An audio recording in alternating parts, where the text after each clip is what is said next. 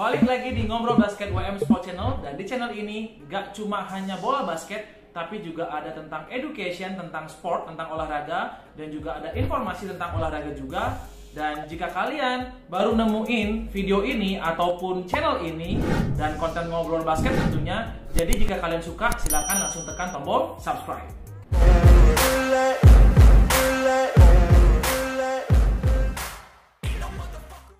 Oke, kali ini kita akan ngebahas dan nge-review game antara Bali United Basketball tentunya, karena kita adalah fans dari Bali United Basketball melawan Pelita Jaya. Dan ini merupakan game yang kedua setelah di game yang pertama Bali United itu harus kalah.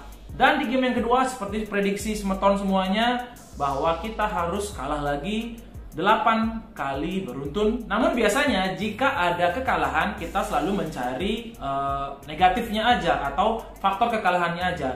Cuma kita sekarang akan terfokus pada sisi positifnya atau apa sih yang sudah berkembang dari Bali United Basketball. Apakah itu perkembangannya bagus, progresnya, atau jelek? Ya kita lihat saja bagaimana hasil reviewnya.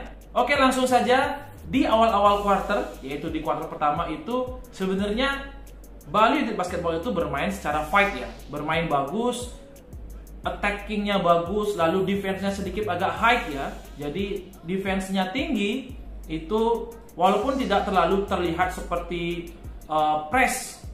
high press, cuma ya itu sedikit ada yang berbeda ya dari permainannya Bali United Basketball yang biasanya hanya menunggu di backcourt, dan sekarang menjemput bolanya di frontcourt. Lalu bermainnya juga agak ngotot ya, mencari celah, mencari ruang, mencari poin. Ya walaupun memang susah ya, poinnya juga kritis banget.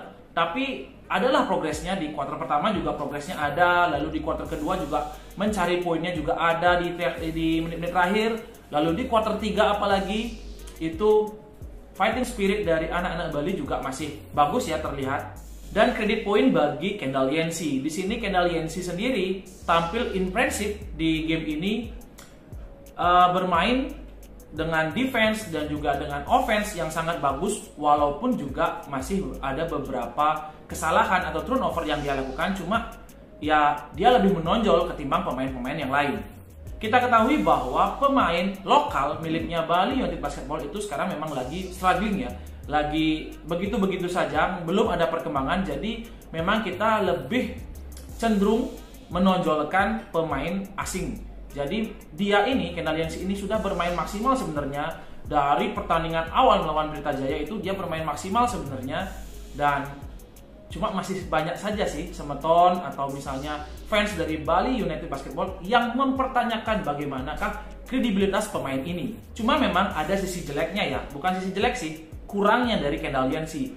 Gesturnya yang memang kurang garang, lebih kebanyakan ke silent. Ya memang seperti itu gesturnya, mau bagaimana lagi. Selain Kendall Yancy, yang patut kita perhitungkan adalah Abraham Wenas. Di sini pun juga Abraham Wenas sudah bermain maksimal, walaupun tidak semaksimal di season yang kemarin pada saat bubble tahun 2021 bersama Hang Tuah. Di sana dia benar-benar bermain superior sekali ya. Jarang sekali saya melihat dia drive in dan bolanya itu nggak masuk. Dan di Bali sendiri itu memang masih kurang ya. Mungkin dia masih mencari feel-nya di mana. Dan untuk rookie, dan di sini ada credit point buat Bali United Basketball, rookie-nya sudah bermain. Jason bermain, Kesawa bermain, dan juga Neo Pandey. Dan di sini Neo Pandey untuk pertama kalinya mendapatkan menit bermain yang cukup banyak. Itu pun karena Rico yang sedang cedera. Cuman di sini puas ya melihat penampilan dari Neo Pandey, walaupun tidak maksimal, cuma membantu dari segi poin, dari segi rebound, membantu. Walaupun ada banyak kesalahan, ya wajar lah ya, dia baru pemain rookie. Cuma yang sangat disayangkan adalah andai saja pemain-pemain rookie ini diberikan menit bermain, diberikan kesempatan bermain dari seri 1 yang kemarin. Dan sekarang mereka pasti akan siap bermain dan siap untuk membantu tim ini menuju kemenangan. Ya mungkin semua ini adalah hak egoisme miliknya Coach Alex ya. Jadi Coach Alex ini mempunyai kekuatan, punya power siapa pemain-pemain yang harus dimainkan. Begitu juga pemilihan rookie. Apakah rookie ini harus bermain atau tidak? Ya dia saja yang punya kehendak dan punya kuasa. Cuman apabila pemain-pemain ini sudah disiapkan jauh-jauh hari, sekarang mungkin mereka bisa membantu dan nggak kagok lagi dalam bermain. Di kuarter ketiga yang merupakan babak yang paling seru sebenarnya, Jadi Bali United sendiri itu lebih agresif tampilannya di kuarter ketiga. Itu bermain dengan ball movement yang sangat bagus ya. Ball movementnya bagus banget dan bisa membuat kewalahan pemain-pemain Pelita Jaya sampai banyak melakukan turnover, dan fast break plan-nya juga nggak berjalan ya miliknya Pelita Jaya. Dan di game ini sebenarnya Pelita Jaya itu bermain kebanyakan dengan fast break. Jadi dia mengandalkan kesalahan-kesalahan yang dimiliki pemain Bali United, baik itu turnover atau mungkin gagal dalam penyerangan. Andai saja ball movement miliknya Bali United Basketball itu poin, seperti di kuarter kedua itu ada beberapa ball movement yang jadi poin, itu bener-bener indah banget ya, bagus banget permainannya. Ya kadang-kadang memang kita sendiri pemain dari Bali United Basketball yang gagal untuk mencetak poin, jadi kelihatannya ball movementnya ya jelek. Dan selain itu yang sangat kita sayangkan adalah 3-point shooter. Kita sekarang ini nggak punya tembakan 3 angka yang bener-bener mujarab. Andai saja itu ada, mungkin kita bisa setidaknya membuat game itu lebih ketat lagi, tidak marginnya terlalu jauh. Karena yang kita lihat di sini, margin yang terjadi di scoring itu jauh banget. Jadi itu merupakan game yang sangat gampang sebenarnya buat Pelita Jaya. Dengan margin skor yang demikian, itu mereka tinggal atur tempo, lalu bermain dengan sabar, setiap ada celah dimaksimalkan, ya game akan berakhir dengan kemenangannya. Dan selain itu, rebound yang masih angin-anginan miliknya Bali United Basketball itu juga nggak terlalu banyak membantu ya. Walaupun sebenarnya ada beberapa part di mana offensive rebound miliknya Bali United Basketball itu bagus, sehingga mendapatkan second chance point, itu juga membantu ya. Jadi komentator pun sering bilang bahwasanya yang menjadi kunci itu adalah rebound di offensive. Cuman masalahnya kadang-kadang di defensif miliknya Bali United Basketball itu gagal total. Banyak sih yang bisa dilihat defense reboundnya itu gagal, jadi menyebabkan second chance point buat Pelita Jaya. Dan itu tadi semuanya adalah sisi positif yang bisa kita lihat di game antara Bali United Basketball berhadapan dengan Pelita Jaya.